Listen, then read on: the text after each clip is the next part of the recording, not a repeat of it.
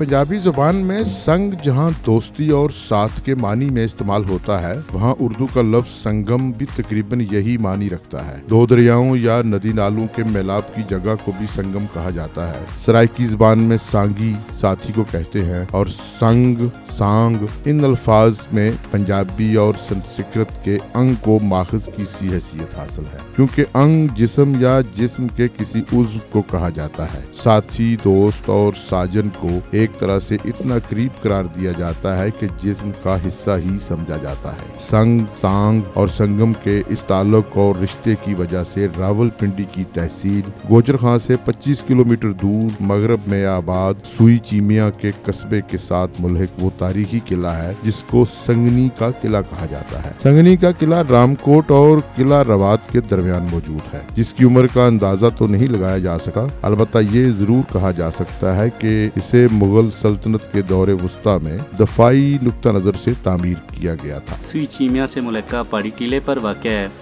बरसाती नालों के संगम पर वाक़या है। इसकी वजह से इसको संगमी कहा जाता था। पत्थरों को उर्दू में संग भी कहा जाता है, जिसकी वजह से इसको किला संगनी पुकारा जाता है। महाराजा रंजीत सिंह के दौर में भी ये किला फाल रहा, बाद अज़ां ताजे बरतानिया के ज़ेर तसल्लुत भी रहा। किला संगनी 5 बुर्जों, मजबूत दियोकामत दीवारों, ऊंची फसीलों वाला खासतन दफाई मकासद के लिए बनाया गया था। इस किले का किरदार जो है वो दफाई सरहदी चौकी के साथ साथ महसूलात की वसूली के हवाले से भी बहुत अहम था। संगनी का ये तारीखी किला मुख्तलिफ अदवार में हुक्मरानों के लिए तवज्जो का हामिल रहा है और वक्त के साथ साथ इसके मालकान तब्दील होते रहे हैं। पहले ये कश्मीरी डोगरों के ज़ेर तसल्लुत था और बाद में सिखों की हुकूमत के ज़ेर इंतज़ाम आ गया। 1814 में सिखों ने इस किले की अहमियत को मद्देनजर रखते हुए इसे मज़ीद मजबूत किया। पंजाब पर जैसे ही ईस्ट इंडिया कंपनी की हुकूमत मजबूत हुई तो अंग्रेज सरकार ने 1849 में किला संगनी को जेल के तौर पर इस्तेमाल करना शुरू कर दिया। किसी दौर में ये किला जेल के तौर पर भी इस्तेमाल होता रहा है और यहाँ जंगी कैदी भी कैद किए जाते थे। इसका जो तर्ज तामीर है वो शाही दौर और सिख शाही अदवार की तमाम खसूसियात का हामिल है। राहदारियों में तीर अंदाजों के तहफ़्फ़ुज़ के लिए ओटें बनाई गई हैं। इसके अलावा फ़ौज जो बंदूक बरदार फ़ौजी होते थे उनके बैठने की जगह भी बनाई गई है। अगर किले पर हमला हो तो वहाँ से वो अपने दुश्मनों पर निशाना लेने के लिए जगह भी मौजूद है। तारीखी तौर पर जेलम और पोठोहार का दरमियानी इलाका सदियों से हमला आवरों की गुजरगाह के तौर पर इस्तेमाल होता रहा है और यही वजह है कि इस इलाके में जाबजा तारीखी किले और अमारात तमीर की गई, जैसे सराय आलमगीर जो आजकल एक जदीद शहर है। किसी दौर में बरसगीर की मशहूर सराय थी जहाँ हमला आवर और मुसाफिर ठहरते। औरंगजेब आलमगीर की मेज़बानी की वजह से इस सराय को इस शहंशाह के साथ मंसूब कर दिया गया और बाद में ये सराय आलमगीर के नाम से मशहूर हुई। संगनी किला, जिसके बारे में ये भी ख्याल किया जाता है कि पंजाब और कश्मीर की सरहद पर वाक़या होने की वजह से इसको सरहदी चौकी भी कहा जाता रहा है।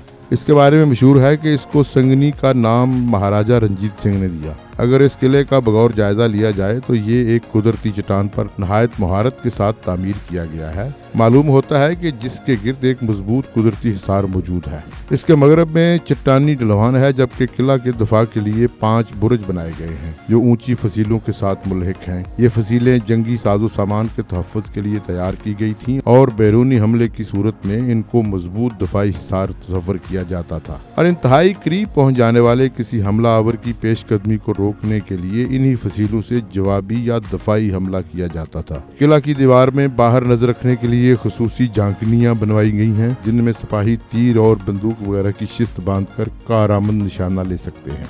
अगर कोई बैरूनी हमला आवर रात के अंधेरे या किसी दूसरी वजह से घात लगाकर इंतहाई करीब भी पहुंच जाता तो इसको हतमी नुकसान पहुंचाने के लिए फसीलों के अतराफ आग लगा दी जाती। किले की मगरबी जानब एक तरफ फर्श में एक खुला हुआ सुराख है जिस पर चरखी नस्ब है। दुश्मन के मुहासरे की सूरत में किले के अंदर मौजूद फौज आसानी के साथ और किले से बाहर निकले बगैर नीचे वाक़या एक मुल्हिका नदी से बराह रास्त पानी हासिल कर सकती थी। किला संगनी तारीखी तौर पर एक दफाई किला रहा है जो इलाके पर काबज फौज के लिए न सिर्फ एक जंगी डिपो का किरदार अदा करता रहा बल्कि कश्मीर और पोठोहार के अलावा मरकजी पंजाब में फौज कशी और दीगर मुहिम्मात के लिए इसको इस्तेमाल किया जाता रहा। पंजाब और कश्मीर की अस्करी तारीख में इस किले का किरदार हमेशा अहम रहा है। اور یہی وجہ تھی کہ جہاں سکھوں نے پنجاب کے قبضے کے بعد اس قلعے کو کشمیر محاذ کے لیے فرنٹ لائن کے طور پر استعمال کیا اور افغانستان کے راستے سے آنے والے حملہ آوروں نے اس کو پنجاب اور کشمیر کے دروازے پر ایک جنگی پڑاؤ کے طور پر استعمال کیا۔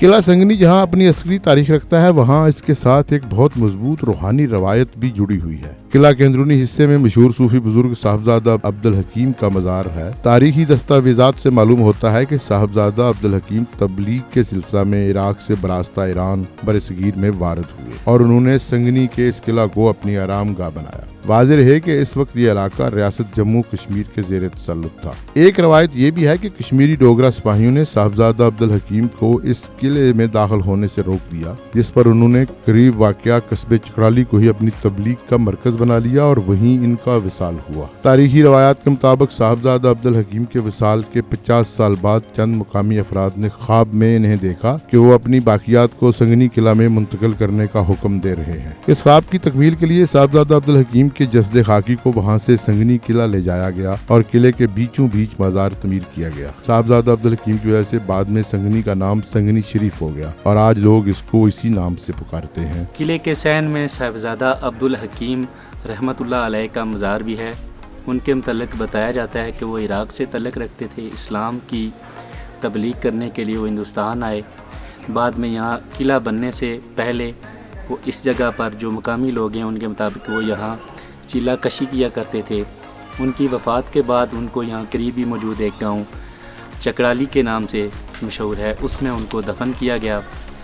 ان کی وفات کے کافی عرصہ بعد تقریباً 50 سال بعد چکرالی کے گاؤں سے ان کے جسد خاکی کو اس قلعے میں منتقل کیا گیا اور بعد میں یہاں ایک عالی شان مزار بنایا گیا جس میں زائرین آج بھی بڑی تعداد میں حاضری دیتے ہیں۔ قلعے کے اندر صاحبزادہ عبدالحکیم کی درگاہ پوٹھوہاری طرز تعمیر کی مثال ہے۔ مزار کی تزئین و آرائش کے لیے سیرامکس اور شیشے کا خوبصورت استعمال کیا گیا ہے۔ علاقے میں یہ مزار ایک روحانی مرکز کی سی حیثیت رکھتا ہے۔ مقامی افراد کا یہ دعویٰ ہے کہ یہاں قرب و جوار میں کوئی چشمہ نہیں تھا، لیکن صاحبزادہ عبدالحکیم کے آنے کے بعد یہاں ایک چشمہ پھوٹ پڑا جو کبھی خشک نہیں ہوا۔ اس مزار پر علاقے کے نیو بیافتہ جوڑے خصوصی حاضری دیتے ہیں اور کامیاب ازدواجی زندگی اور اولاد کے لیے دعائیں کرتے ہیں۔ مقامی زائرین کا کہنا ہے کہ اس چشمے میں نہانے سے بیماریاں نہیں لگتی اور اگر کوئی پہلے ہی بیمار ہو تو نہانے سے تندرست ہو جاتا ہے۔ شاندار تاریخ، عسکری اہمیت اور روحانی روایت کے حامل اس قلعے کی نگہداشت نہ ہونے کے باعث اس کی ٹوٹ پھوٹ کا عمل شروع ہو چکا ہے۔ قلعہ سنگنی جو ہے اس کو میں سمجھتا ہوں کہ ریوائیو کرنے کی بڑی ضرورت ہے۔ وہ اس کو ریہیبلیٹیشن کرنا چاہیے۔ پنجاب کا جو محکمہ آثار قدیمہ ہے اس کو اس جانب توجہ دینی چاہیے اور اس قلعہ کو معمولی سی جو ہے وہ کاوش سے جو ہے بہت اچھی حالت میں بحال کیا جا سکتا ہے۔ حکومتی غفلت کے باعث اس کی تزئین و آرائش اور مرمت طلب حصوں کی مرمت کا کام نہ ہونے کی وجہ سے ایک شاندار تاریخی ورثہ خطرے سے دوچار ہے، اور اگر خدا نخواستہ اس کی طرف توجہ نہ دی گئی تو شاید ہم ایک عظیم تاریخی ورثے اور علاقے کی تاریخ کے وارث قلعے سے محروم ہو جائیں گے۔